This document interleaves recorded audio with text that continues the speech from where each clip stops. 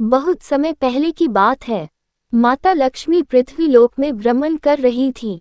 जहाँ भी स्वच्छता, प्रेम, सम्मान और भक्ति दिखती, वहाँ माता प्रसन्न होकर धन धान्य का आशीर्वाद देती।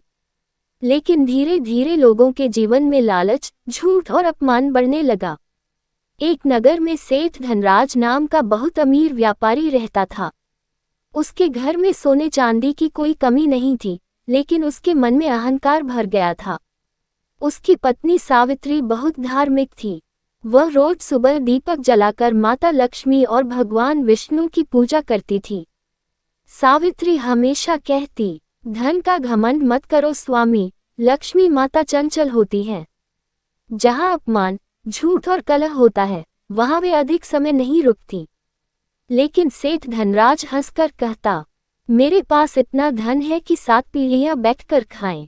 माता लक्ष्मी मुझे छोड़कर कहीं नहीं जाएंगी। समय बीतता गया। धीरे धीरे सेठ का स्वभाव और कठोर हो गया। वह गरीबों को दान देना बंद कर चुका था। घर में नौकरों का अपमान करता, माता पिता की बात नहीं सुनता और रात देर तक जुआ खेलता। एक दिन नगर में एक वृद्ध साधु आए। उन्होंने भोजन मांगा। सावित्री ने आदर से उन्हें भोजन कराया, लेकिन सेठ को ये पसंद नहीं आया। वह क्रोध में बोला, तुम हर आने जाने वाले को खाना खिलाती रहती हो। ऐसे लोगों की वजह से धन कम हो जाता है। साधु मुस्कुराए और बोले, बेटा, धन सेवा से बढ़ता है, अहंकार से नहीं। याद रखना, जिस घर में रात के समय कलह, अपमान और अधर्म होता है, वहां से माता लक्ष्मी चली जाती हैं। सेठ ने उनकी बात का मजाक उड़ाया। साधु शांत भाव से वहां से चले गए। उस रात सावित्री ने देखा कि घर का दीपक बार बार बुझ रहा है। अचानक उसे ऐसा लगा जैसे कोई दिव्य प्रकाश घर से बाहर जा रहा हो। उसने सपना देखा कि माता लक्ष्मी सफेद कमल पर बैठी घर से निकल रही हैं। सावित्री रोते हुए बोली, माँ, आप हमें छोड़कर क्यों जा रही हैं? माता लक्ष्मी ने कहा, बेटी, मैं वहाँ निवास करती हूँ जहाँ सम्मान, शांति और सत्य होता है। इस घर में अब अपमान, लालच और क्रोध बढ़ चुका है। रात के समय जब लोग भगवान का स्मरण करने के बजाय झगड़ा, अपशब्द और बुरे कर्म करते हैं, तब मैं वहां नहीं रुकती। सावित्री ने हाथ जोड़कर पूछा, माँ, फिर भगवान नाराज क्यों होते हैं?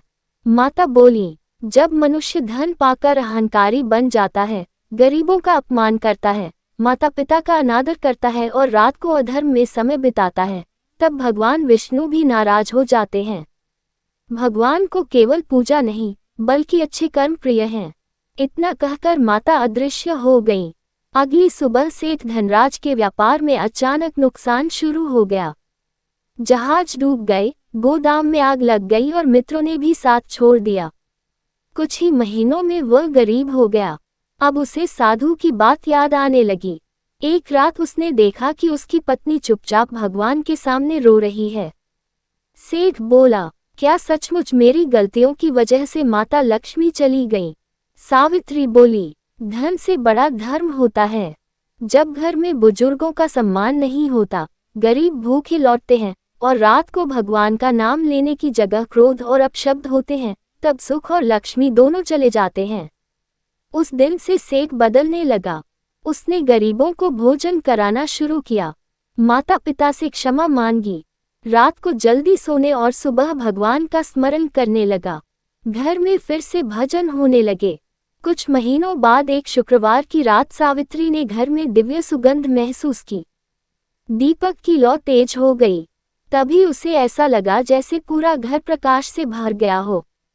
सपने में माता लक्ष्मी प्रकट हुई और बोली, बेटी, जहाँ प्रेम, दया, स्वच्छता और भगवान का सम्मान होता है, वहाँ मैं स्वयं लौट आती हूँ। धीरे धीरे सेठ का व्यापार फिर से बढ़ने लगा, लेकिन इस बार उसके मन में घमंड नहीं था। वह हर शुक्रवार गरीबों को भोजन कराता और सबको यही सीख देता, धन तभी टिकता है जब घर में शांति, सम्मान और भगवान का स्मरण हो। कहते हैं, आज भी माता लक्ष्मी रात के समय उन घरों से चली जाती है जहां झगड़ा, गंदगी, अपमान, नशा और अधर्म होता है। और भगवान विष्णु तब नाराज होते हैं जब मनुष्य अहंकार में अच्छे कर्म भूल जाता है। इसलिए बुजुर्ग कहते हैं, रात को घर में शांति रखें, दीपक जलाएं, भगवान का नाम लें और किसी का अपमान न करें। जहाँ प्रेम और भक्ति होती है, वहाँ माता लक्ष्मी हमेशा निवास करती हैं।